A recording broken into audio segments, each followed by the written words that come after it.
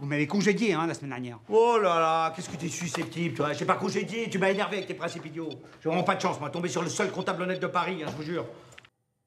Bonjour à tous et bienvenue dans cette nouvelle vidéo dans laquelle on va s'intéresser à comment choisir son expert comptable. L'expert qui peut te rapporter beaucoup, mais qui peut te coûter beaucoup également.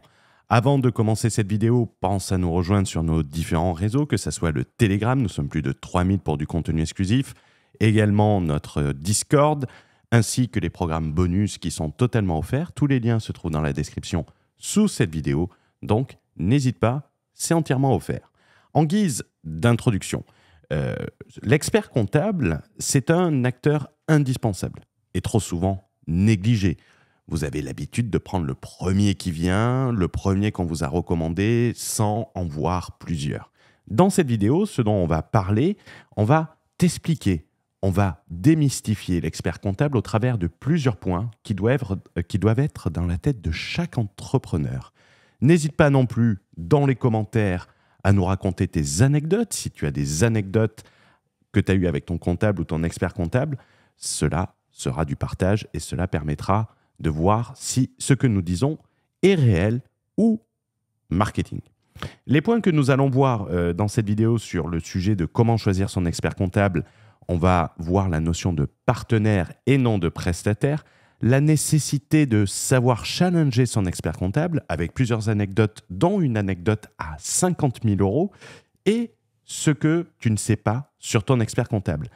Également, la partie expert comptable va être rajoutée dans le French Entrepreneur en version 2 qui va sortir prochainement, même si nous avons un gros retard.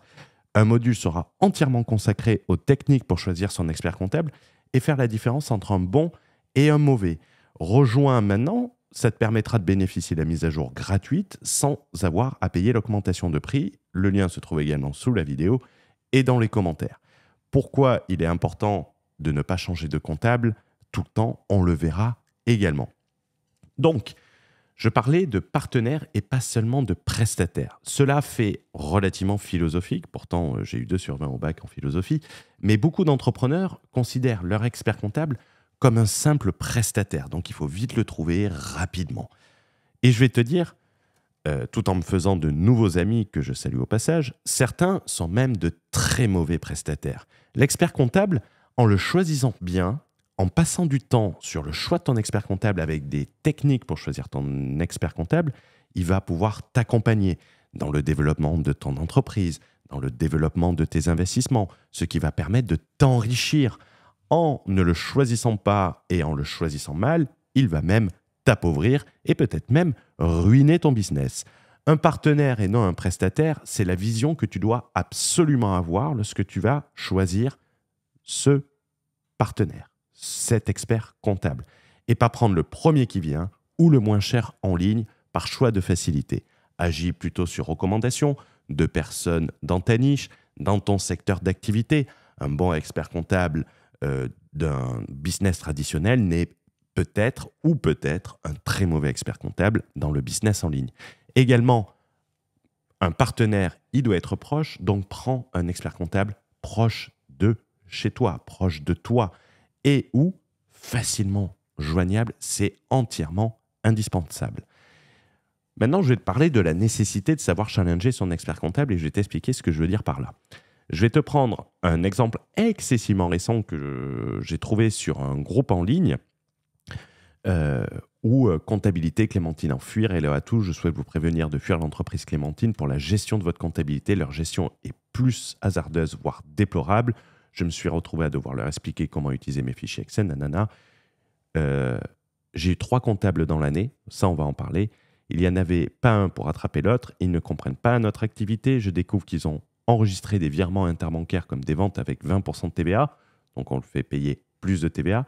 J'ai payé 404 € de pénalité en plus aux impôts à cause de leur incompétence. Ils ne comprennent rien à la TVA OSS, au mini-guichet, si vous la gérez vous-même, alors que c'est pourtant simple avec des justificatifs. Bref, à fuir, cette entreprise ne vaut rien. Bon, c'est un avis, mais il y a de l'importance derrière ça. Pour choisir un bon comptable, en fait, c'est excessivement simple. Il est nécessaire d'en voir plusieurs déjà. Si tu prends le premier venu, c'est basique. Donc, ne t'attends pas à un résultat extraordinaire à part en étant excessivement chanceux. Mais surtout, ton expert comptable, tu vas devoir le challenger. Et comment tu peux challenger un comptable, un expert comptable? Tout simplement en ayant une compétence, en comprenant comment ça fonctionne. Ça ne veut pas dire en ayant des études d'expertise comptable, mais en comprenant, en sachant poser les bonnes questions. Et je vais te prendre plusieurs exemples dans cette vidéo. D'où l'importance de te former en amont.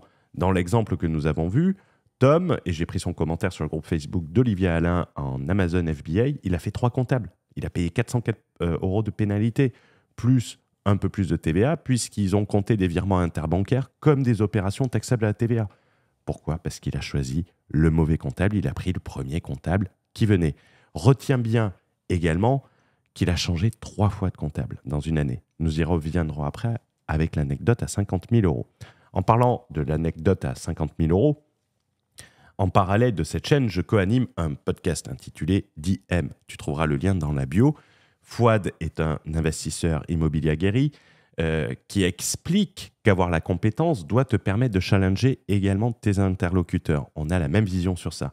Et que cela lui a permis d'économiser la modique somme de 50 000 €. C'est un peu plus que les 404 € cités précédemment.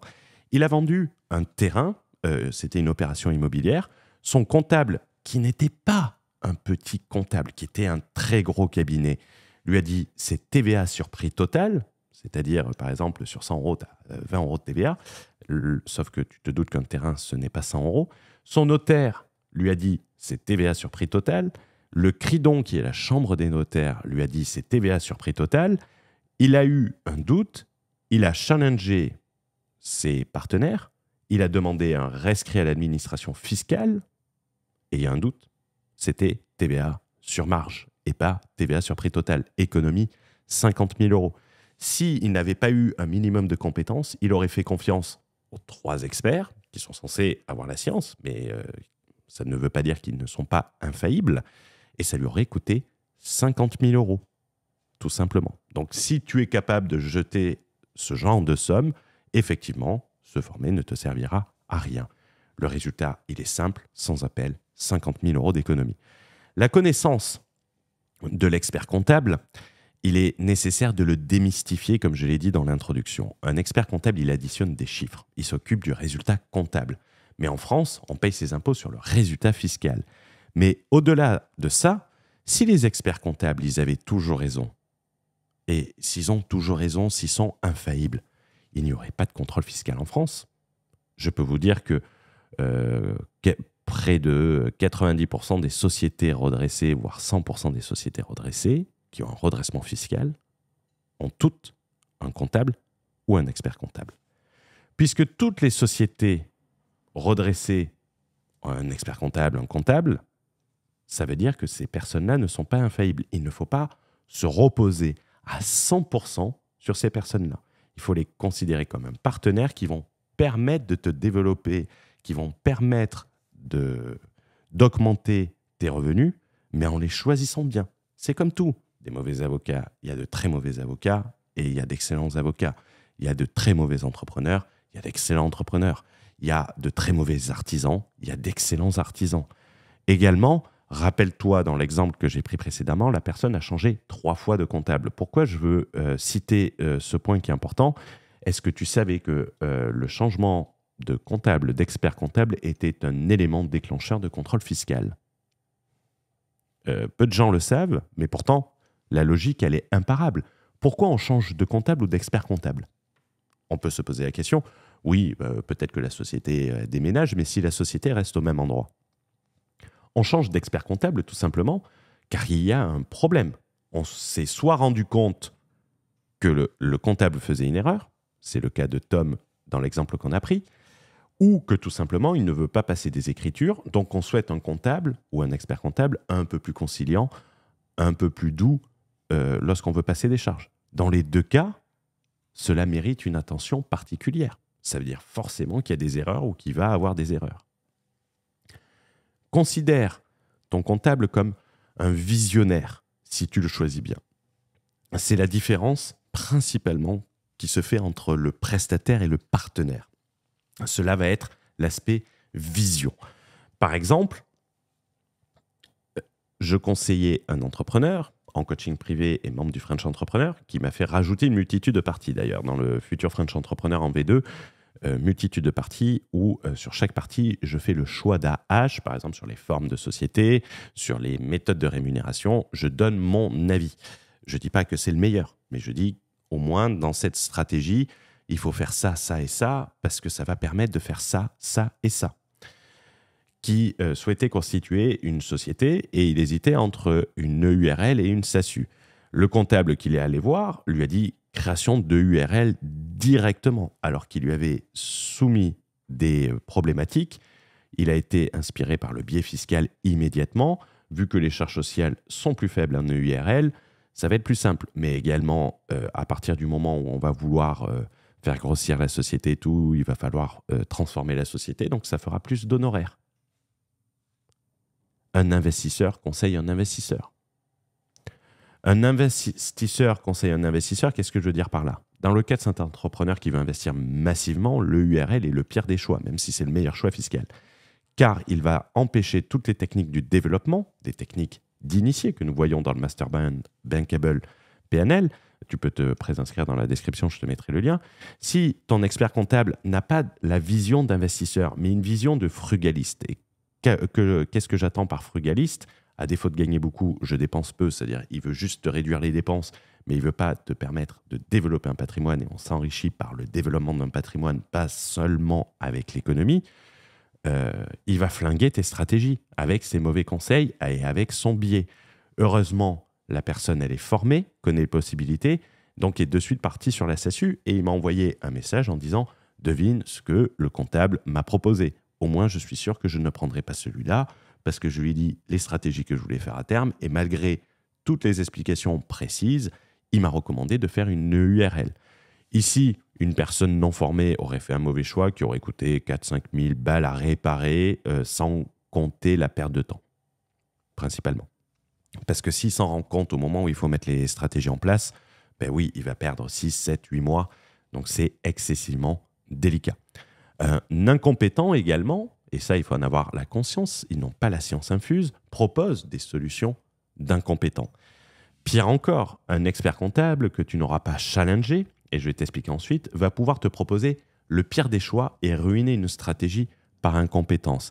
Mais vu que tu es plus incompétent que lui, puisque non formé et que tu n'y connais rien, tu ne t'en rends pas compte et tu ne le sais pas. Tu le découvres après et tu le regrettes après. On le voit notamment dans les fiscaloscopies et la future série qui sera une marketingscopie qui va bientôt arriver. Je vais t'expliquer dans le slide suivant un suicide proposé par l'expert comptable d'un entrepreneur qui lui a fait confiance à 100% et qui a suivi son conseil qui était le pire. Un incompétent qui illustre son incompétence. Le cas de cet entrepreneur, c'est un entrepreneur français. Cet entrepreneur français avait 2 sociétés, une société dans le e-commerce et une autre société qui s'occupait de faire du coaching. On va faire simple, société 1, société 2.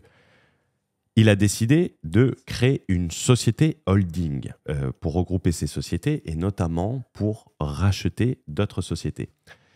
Maintenant, il s'agit de transférer les 2 sociétés à la holding, la société 1 et la société 2. Pour cela, il existe 2 solutions qui sont relativement simples. La première solution va consister de faire un apport des parts de l'entrepreneur français dans la société 1 et dans la société 2. C'est ce qu'on appelle un apport de titre. C'est une opération neutre fiscalement, plus-value mis en report d'imposition au niveau personnel. Je l'ai déjà expliqué sur plusieurs vidéos, donc n'hésite pas à les consulter. Les titres des 2 sociétés sont transférés à la holding, ce qui capitalise cette société holding. Ici, si les 2 sociétés sont valorisées à 400 000 €, le capital social de la holding sera de 400 000 € et l'entrepreneur disposera 100% des parts de la holding avec un capital social de 400 000 € en échange. C'est une opération un peu plus lourde, mais c'est ce qu'on appelle l'apport de titre. C'est la première méthode. La deuxième méthode, c'est de faire ce qu'on appelle une vente à soi-même en quelque sorte. C'est que la holding va emprunter de l'argent pour vous racheter les 2 sociétés dont vous êtes propriétaire, avec des garanties particulières. Cela va dépendre de vos relations bancaires, mais ça peut être un levier si vous souhaitez récupérer de l'argent, notamment par exemple pour conduire une opération immobilière et financer un apport. Cet apport et l'argent que vous allez récupérer, il va être taxé à la flat tax, mais vous disposerez de fonds à titre personnel. Là, par exemple, les 400 000 euros, si la personne arrive à financer les 400 000 euros, l'entrepreneur français récupère 400 000 euros qui seront taxés à 30%. Il dispose d'un patrimoine, il dispose de liquidités pour, par exemple, les amener à un apport d'une opération immobilière. La création de la holding, ce qu'on appelle la NewCo, nouvelle compagnie, New Company, donc nouvelle société, a été effectuée dans un but de racheter des sociétés avec la holding. L'entrepreneur n'avait pas besoin de fonds et n'avait pas besoin de fonds pour financer une opération immobilière. À ton avis, quelle solution son expert comptable lui a proposé? Il souhaite avoir une société pour s'endetter sur cette société et acheter d'autres sociétés. Il a 2 sociétés et il n'a pas besoin d'argent. La solution qu'il lui a proposée était la pire solution, la vente à soi-même. Il lui a proposé la pire solution, celle qui consiste à endetter la holding pour acheter des sociétés qu'il pouvait tout simplement apporter pour capitaliser cette holding, permettant ainsi, en capitalisant cette holding, de lui créer du levier pour racheter d'autres sociétés. Et le fait qu'il n'avait pas besoin d'argent avait été clairement mentionné. Dans ce choix simple, le meilleur choix était l'apport de titres. Il était beaucoup plus cohérent avec la stratégie de l'entrepreneur. Il était recommandé par d'autres conseils, l'avocat fiscaliste et moi également, je recommandais ce montage. Mais la proximité que cet entrepreneur avait de son expert comptable, cette proximité qui crée une sorte d'aveuglement. Et le phénomène blouse blanche un peu, et son incompétence, puisqu'il ne connaissait pas les différentes méthodes, ont poussé cet entrepreneur à faire littéralement le pire des choix dans sa stratégie. J'ai parlé d'effet de blouse blanche, je vais t'expliquer clairement ce que c'est parce que je sais qu'il y a un terme, mais ça ne veut pas du tout dire ça. L'effet blouse blanche, ce phénomène, il existe et il veut dire autre chose, mais dans le cas que j'ai voulu utiliser, ça ne veut pas du tout dire ce que techniquement ce terme veut dire. Quand tu vas par exemple chez ton médecin traitant, ce dernier qui te suit depuis des années va te conseiller des médicaments, il te reçoit rarement avec une blouse blanche, c'est la personne qui te suit depuis 10 ans. Et quand tu arrives chez le pharmacien qui a la belle blouse blanche, remarquez que les pharmaciens portent beaucoup plus la blouse que les médecins, il va te recommander un autre médicament que celui recommandé par ton médecin traitant qui te suit depuis des années. Rappelons que le pharmacien est un vendeur de médicaments, ni plus ni moins. Ce n'est pas péjoratif. Ton docteur, il te connaît depuis des années. Il sait ce qui est de mieux pour toi, il n'est pas forcément intéressé à la solution. Il sait par exemple que tu lui avais dit que ce médicament, tu ne l'aimais pas, donc il va te recommander un médicament qui va te correspondre. Rapporté à notre exemple, je peux être considéré comme un médecin d'un point de vue opérationnel, un avocat peut être considéré également comme un médecin, l'expert comptable, c'est un peu le pharmacien, c'est celui à la proximité, c'est le commerçant. Et les entrepreneurs, ils écoutent toujours le pharmacien avec sa blouse blanche, comme les entrepreneurs ayant plus de proximité avec leur expert comptable, les écoutent beaucoup plus facilement. Mais revenons au cas de la holding et la méthode de transfert des parts sociales. J'ai parlé au début de cette vidéo, et je vais aller vite, de ta capacité de challenger. Je pense que la plupart des gens qui sont restés sur cette vidéo ont compris que le choix d'apport était plus intelligent que le choix de rachat. Car l'un permettait de capitaliser sur la holding, lui donner de l'actif, en vue d'un rachat, ce qui est plus intéressant qu'endetter une holding dès le départ, surtout quand nous n'avons pas besoin de l'endetter et qu'on garde sa capacité d'emprunt pour acheter d'autres actifs. Si tu connais les deux choix et l'importance de chacun, ils ne sont pas difficiles à comprendre en soi. Ça ne fait pas de toi un expert comptable ou un fiscaliste.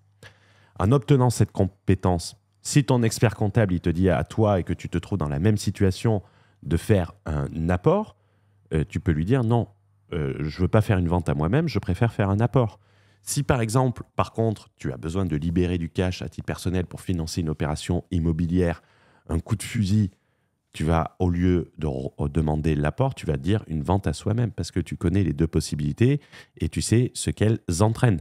L'entrepreneur en question de cet exemple, il n'avait pas pris le temps. Vous savez, c'est le genre d'entrepreneur qui dit « Ouais, j'ai des experts comptables, je n'ai pas besoin de me former. » Donc, il a écouté son expert comptable.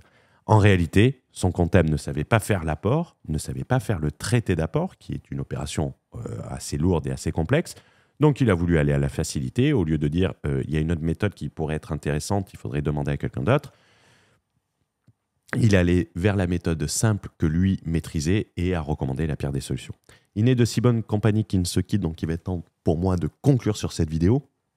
Le but de se former, comprends-le bien, n'est pas de devenir comptable ou fiscaliste. Le but de se former, c'est d'être pleinement conscient des possibilités, des choix et d'être conscient de l'impact de tes décisions, que ce soit le URL ou la SASU. Ce n'est pas de devenir expert comptable. Nous avons pris 3 cas où un expert a conseillé les mauvais choix, sans parler des conséquences futures, que ce soit perte de levier, que ce soit contrôles fiscaux et compagnie. La personne, elle s'est rendue compte des erreurs qu'avait fait le comptable, mais est-ce qu'elle s'est rendue compte de toutes ces erreurs? 3 cas où une connaissance à minima aurait permis ou a permis, parce que Fouad, dans l'exemple à 50 000 €, c'est une connaissance qui lui a permis de faire confiance à ses experts, te permettront d'éviter des erreurs excessivement coûteuses. Vois ton expert comptable un peu comme ChatGPT. Si tu poses la mauvaise question à ChatGPT, tu auras la mauvaise réponse B. Les avocats, les comptables, c'est exactement pareil.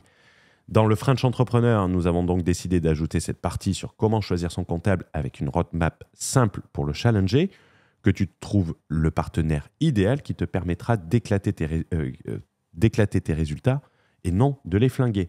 Rejoins maintenant, tu bénéficieras de la mise à jour gratuite, enfin de la refonte totale, ce n'est pas une mise à jour, on le refait entièrement, avant l'augmentation de prix. Je te souhaite une bonne journée, je te souhaite une bonne soirée, n'hésite pas à laisser un commentaire et à nous partager tes anecdotes que tu as pu avoir avec le comptable. Ciao, ciao.